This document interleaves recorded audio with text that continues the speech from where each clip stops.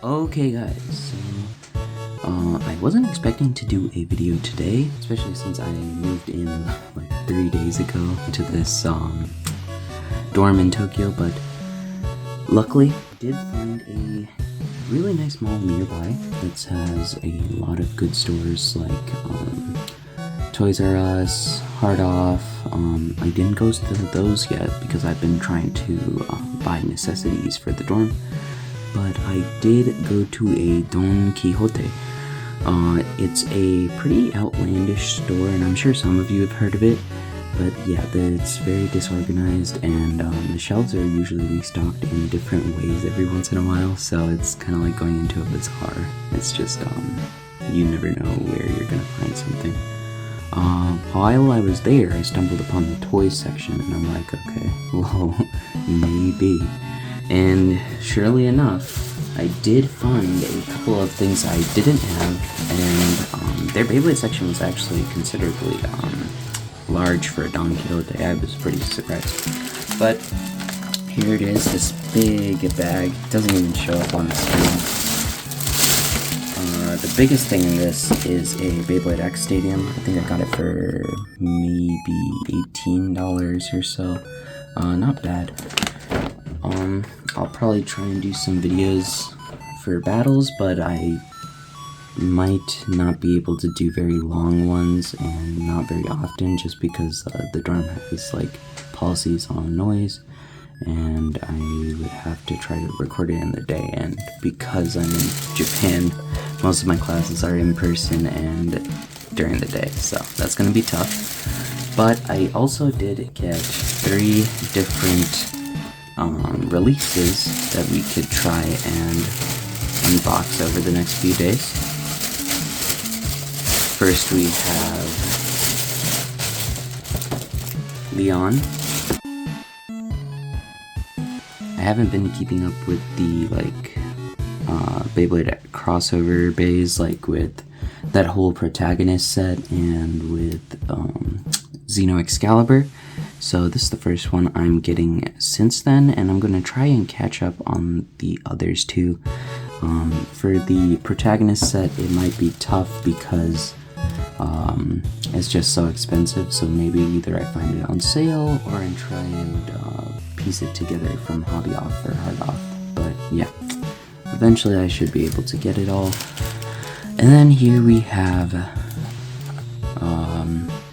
actually forgot what this is called. Samurai Caliber. So it's kind of like the predecessor to Samurai Saber, but honestly I heard the weight is pretty good. It's around 35-36, so it should be pretty good. I wouldn't be surprised if it was a better part than Samurai Saber, just because those wings on the blade weren't actually as good as most people would think. Kind of made it worse. Comes on 670 and merge, but yeah, we'll get into this more later. The release I wanted to do for today is the Shark Scale deck set. This is really good, especially with this main combo. This whole deck is a bunch of attack types with gear flat, level, and under flat, a new bit. And Shark Scale is immensely OP.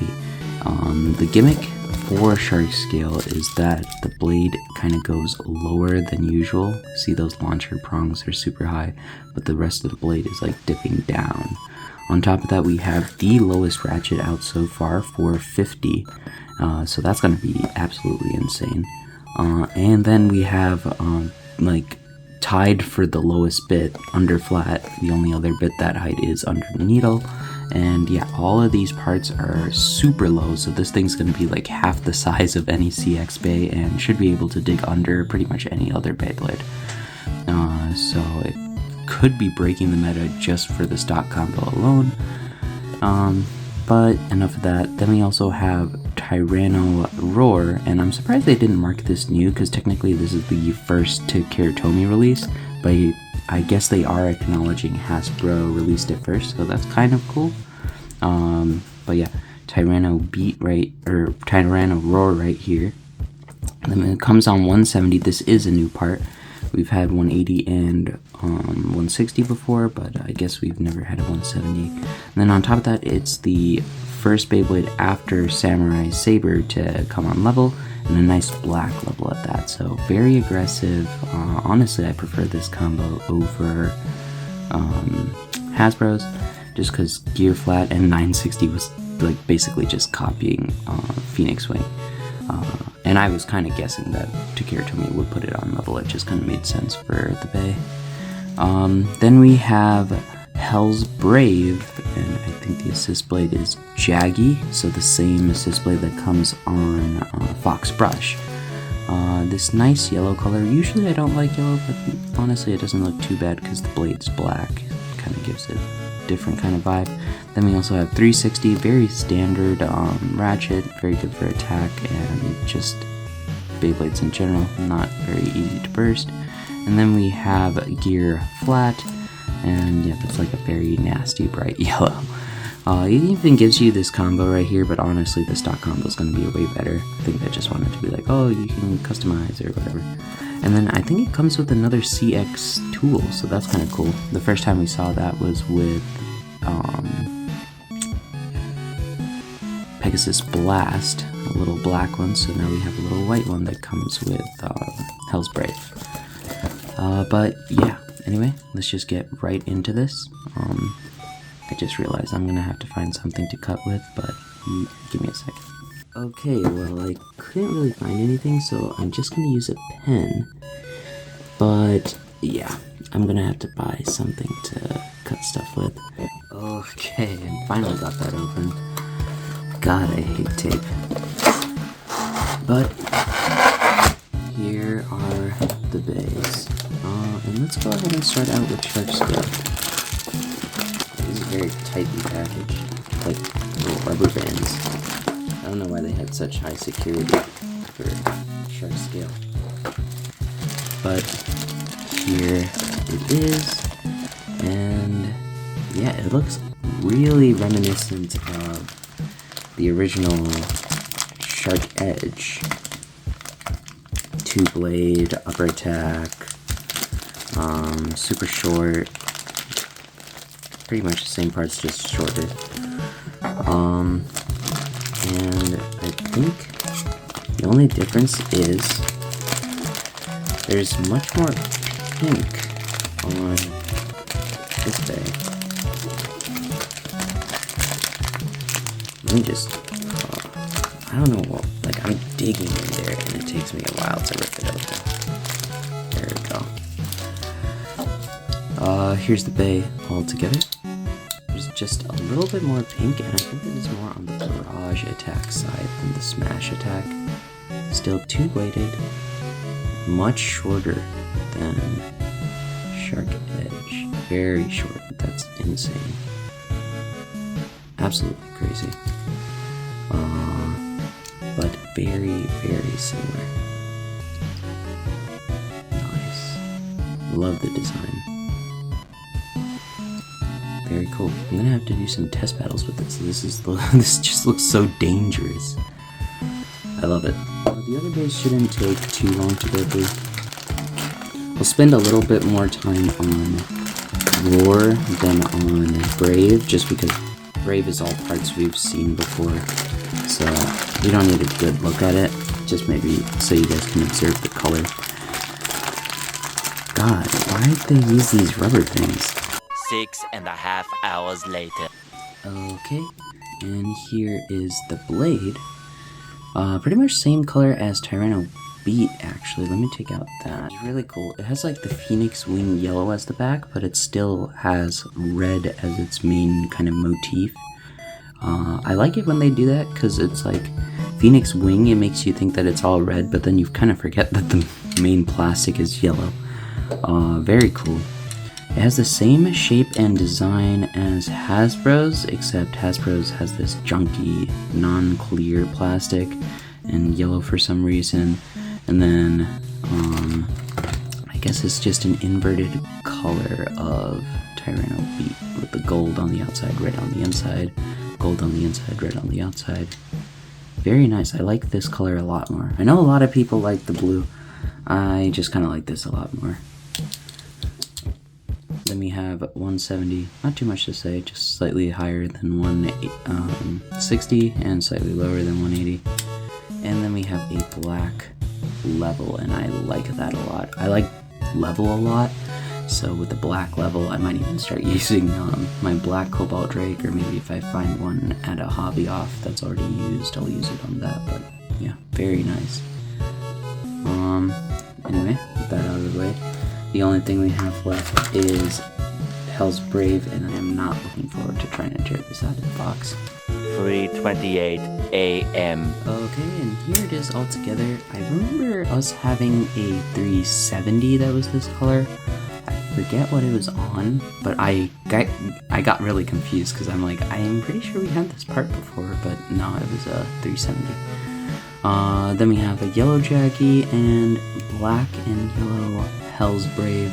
I really like this chip actually. I'm not usually a big fan of yellow, but the green-yellow flames, really nice. Black skull, very, very cool actually. And the yellow gear flat is just there, so yeah. Not much to say about this. Anyway, here are the 3 bays we unboxed for this deck set. Really aggressive attackers, and I mean really aggressive. They're like gonna be more aggressive than the average flat, more aggressive than the average drawn sword or Cobalt Drake. So this is gonna be insane. Level is crazy movement, gear flat is fairly crazy movement, and under flat is kind of technically equal to flat, but it's way lower and it's gonna be way faster at trying to kill you. Anyway, let's do some test launches and maybe some test battles just for Shark Scale. Okay, here we have the stadium. Just quickly unbox this for you guys since I've never done the standard stadium before. Actually, now that I think about it, I feel like most people when they have a Takara Tomy Stadium, they get it from a set because it's just so much more economical. I don't think I've ever seen an American have this green set unless they got it from Japan. Which is kind of weird to think about. One of the most common in Japan is so much more rare, not to get, but to see in America, just because it just doesn't make sense for us to get it.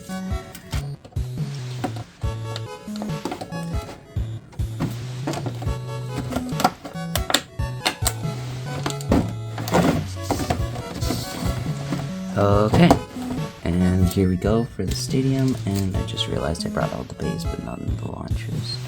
Okay, here we go. Finally have everything, and we'll go ahead and test launch Shark Scale first. I'm going to restrain myself because I don't want it to make too much noise, so sorry if it's kind of an underwhelming launch.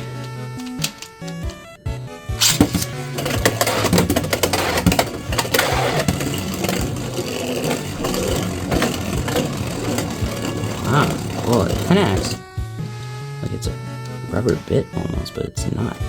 Did you guys see that? Like attacking the center a lot, and then like rushed around a lot too. This did not act like flat.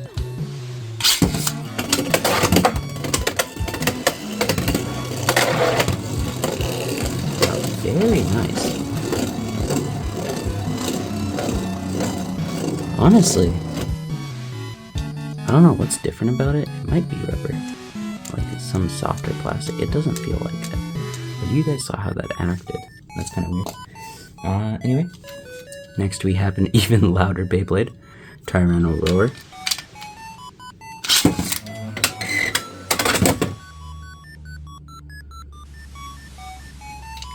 I'm not used to these parts acting like this.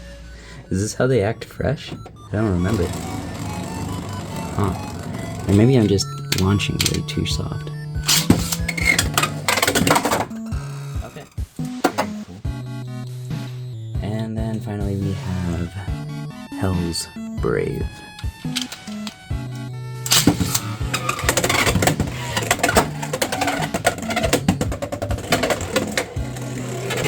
And this one pretty much acts how you would think of it. Anyway, for the test battles, we're going to be doing fairly competitive combos just because I think it can handle it. Here we have Silver Wolf on 560 Hexa. This is going to be the first test, just because I know it's a really good defensive bay, but I'm putting it on 5 just to test like how good it is at bursting.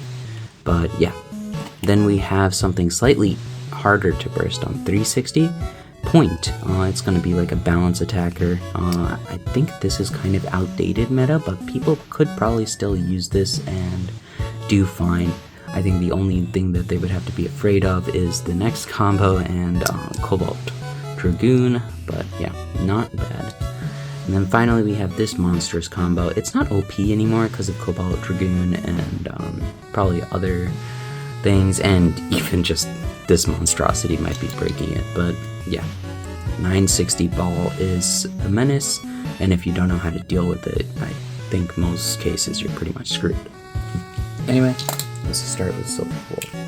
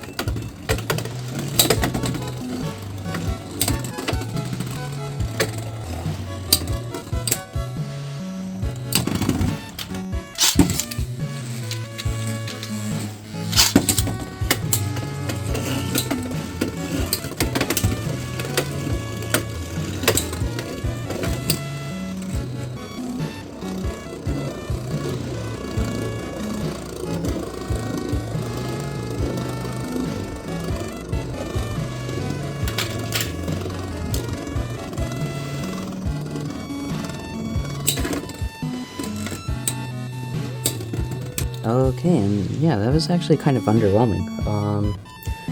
I might have been putting a bit too much pressure on this by putting it against competitive combos, but even then I was expecting a bit more from this because it is the shortest bay and quite the attack combo, but I guess the barrage is kind of holding it back. Even though it's super low, the cuts are super smooth, so it's going to be kind of hard getting a burst like this. But anyway, let me know what you guys think. Maybe I should put it on a different combo, or launch it a bit differently, or it might have just been because I was launching it, like both bays kind of weak, so yeah. I don't know exactly why this didn't work as planned, but yeah, not as great as I thought it would be. Anyway, hope you guys enjoyed. Let me know which I should do. I might switch it up and put it on level or a higher combo, but yeah, not too sure yet. Anyway, see you guys later. Bye.